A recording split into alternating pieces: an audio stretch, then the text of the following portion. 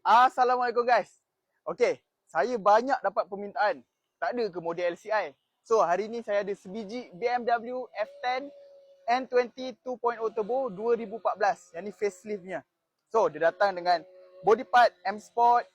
Dia punya lampu LCI. So, lampu LCI dia ada yang putih-putih ni. Boleh tengok. Memang sangat-sangat cantik. Dia datang dengan front lip. Yang ni cat pun cat baru. Kita buat silver blue, ada efek gold. Kalau tengah panas memang cantik. So, dia datang dengan rim 19 inci. Kereta ni pun banyak part yang kita dah buat. Contohnya dia punya steering rack kita dah buat. Dia punya servis. Banyaklah part kita dah buat. So, ni bahagian belakang dia. Bahagian belakang dia datang dengan spoiler. Lampu pun bebas crack. Bebas pecah. Yang ni dia punya diffuser pun kita dah tukar. So, ni bahagian dalam dia pula. Bahagian dalaman dia sangat-sangat cantik. Dia datang dengan multi-function steering, siap dengan pedal shift. Yang ni meter digital. Untuk model LCI memang kemaslah dia punya meter. So interior dia dalam hitam, leather seat. So ni bahagian belakang dia pula. Kita tengok bahagian belakang dia.